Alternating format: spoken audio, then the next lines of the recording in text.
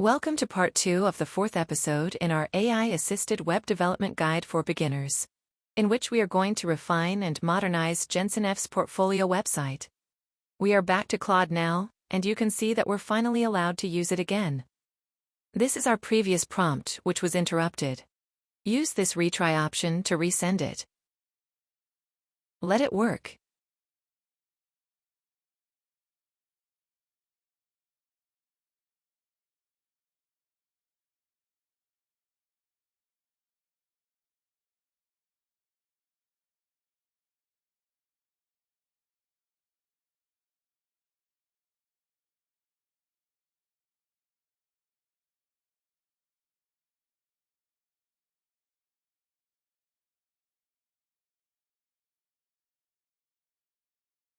Here, it says that the image height is already set to 150 pixels, which means it actually did some work before the interruption last time.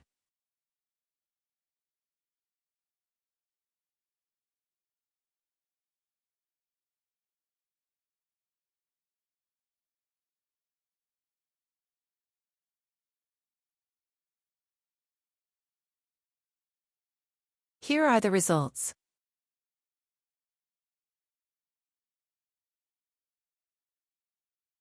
It fixed the minimum height. Let's see what else it did. It removed the white space around the images. Also added a lightbox view for displaying larger images.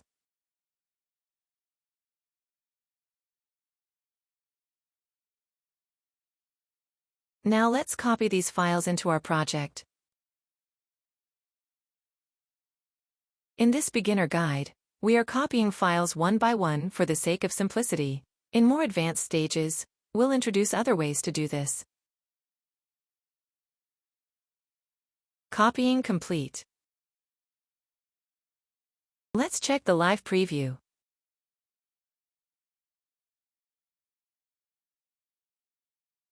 The skill images look good now at 150 pixels in height.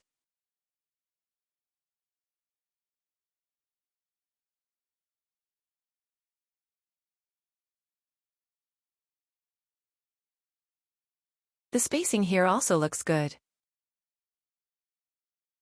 Let's check the lightbox. It looks okay, but this white border doesn't look good. The navigation looks okay too. So, we only need to ask the AI to remove the white border from the images. Let's move on to the next section, which is the contact form. The text looks fine, and you can customize it however you like. The form validation works too, but the error messages should be displayed inline instead of below the form. The real challenge, though, is getting this contact form to work. We don't have PHP or any backend server, which is normally required for sending emails, so we need to explore our options. Since we need to conserve Claude's usage limit, we can use ChatGPT to find the best solution. Let's go to chatgpt.com, which is also a chat-based AI, similar to Claude. We already have a free account here. You can create one for yourself as well. The process is almost the same as what we covered for Claude in the 2nd episode. We have several options here. For now, let's start a new chat to find what we need. Let's write our prompt. In this prompt, first, we explain our situation and the problem we're facing. Next, we explain our limitations. And finally, we tell it our requirements so it can suggest suitable options. Send it and wait for the results. Okay, let's see what it suggests. It says that browsers can't send emails directly because of security and spam prevention measures. So, we'll need to use a third-party service. The good news is that we have several options. Let's check this one. It looks promising. There's just a one-time verification required. Take a look at this. All we need to do is specify a URL like this in the form's action attribute. Let's check the other options. This one looks okay too. However, it requires some coding. Let's take a look at the others. One requires API key, the other requires account. Not tempting enough. Let's go back to the first option and check it again. Overall, it seems fine. Let's open the website and see what it offers.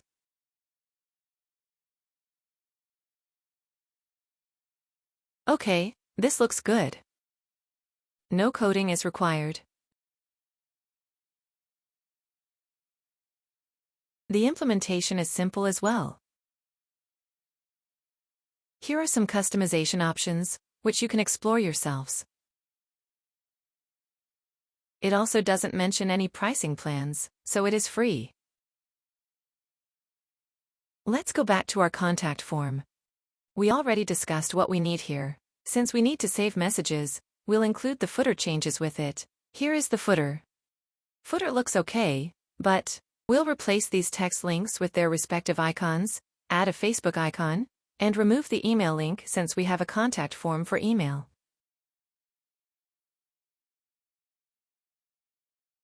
Let's go to the AI and write our prompt. Here we are asking to remove the white border from the images in the lightbox. Here we are asking for the form submission data to be sent to our email using the formsubmit.co service. Validation errors should also be displayed in line. In the footer section, replace the text links with icons and add a Facebook icon. Let's see if we missed anything. No, we've covered all the tasks we need. Send it and wait for the results.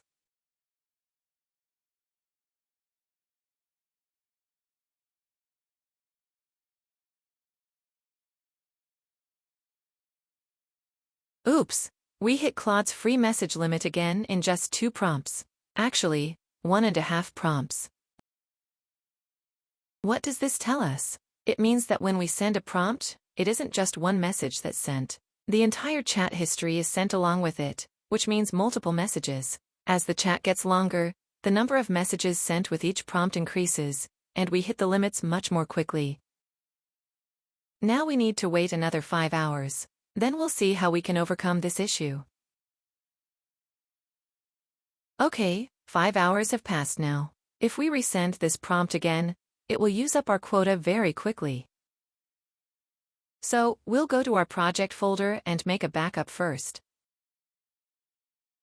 Copy the files. Open the Backups folder, and then Backup version 1 folder. We can replace these files because we don't need them. Now, we need to create a zip archive of our project files so we can send them to AI. We are using WinRAR. You can use any other software too, like 7-Zip. Here is the zip archive. Now, let's go back to Claude.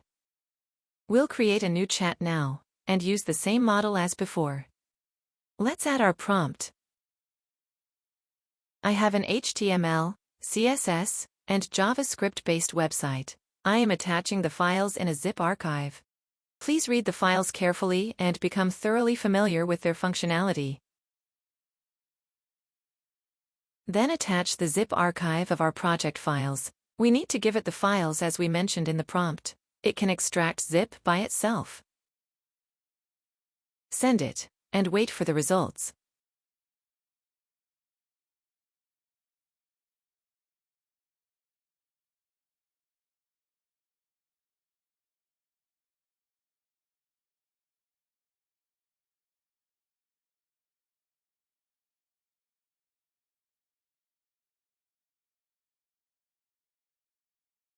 Let's see if it did it properly.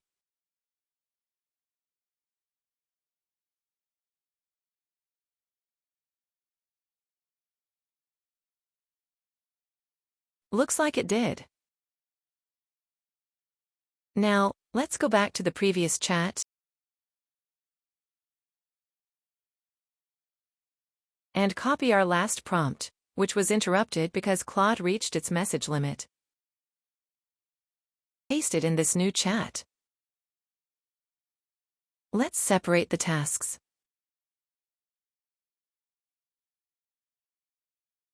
Send it and let it work. As this is a new chat, we can send more prompts before using up our quota.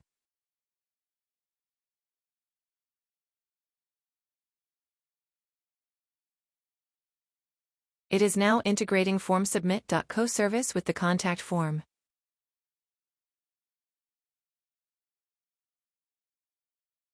Still working on it.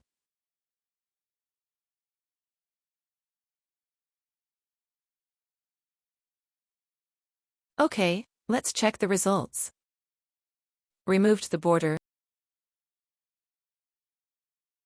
Also made the contact form work.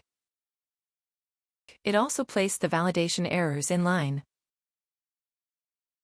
Let's see footer.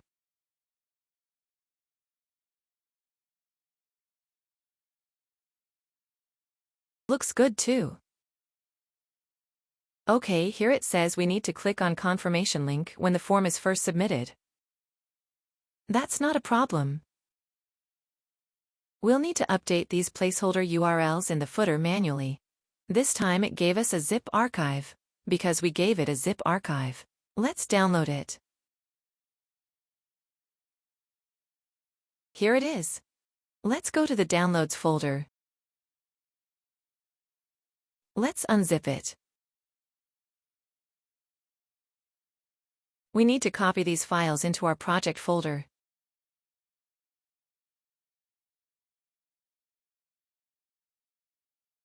Replacing them is okay because we already have a backup.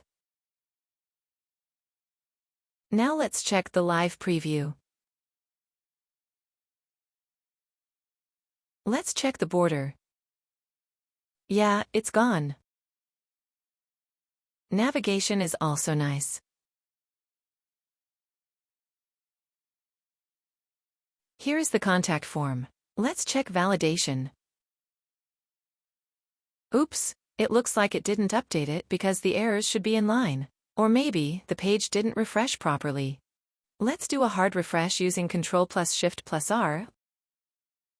Hard refresh done. Let's test again. Here you go. So it turns out it was a cache issue. A browser cache stores copies of website files, such as CSS, JavaScript, and images, to make pages load faster. The problem is that after you update a website, the browser may still use the old cached files, so you don't immediately see your changes.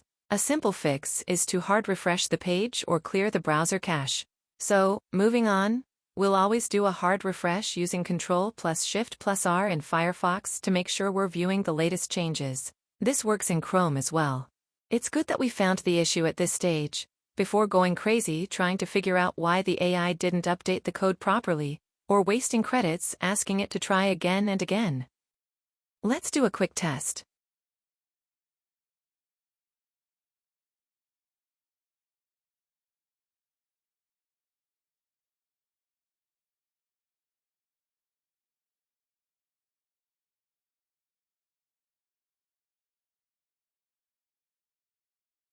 It looks like it worked, but let's test it. Let's go to Gmail and check the email.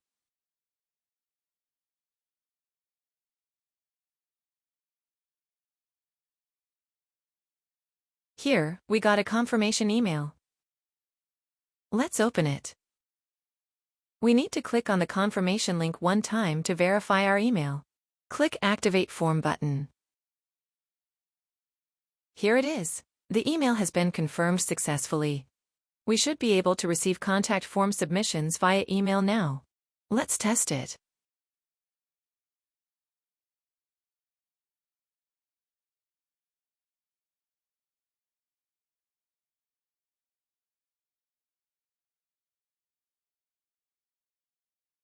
See this? We basically got 2 emails.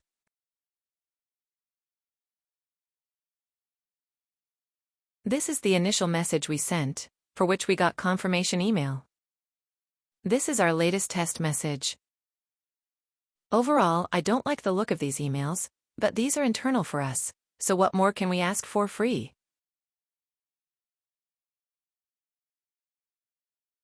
Let's check the footer now. Oh, nice. Very nice. Just need to update the links, which we can do manually.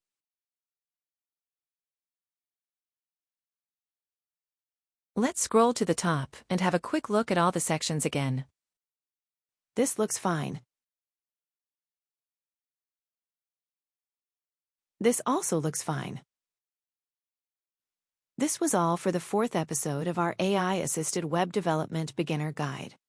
In the next episode, we'll learn how to do mobile optimization via AI. Don't forget to subscribe to our YouTube channel for more tutorial videos.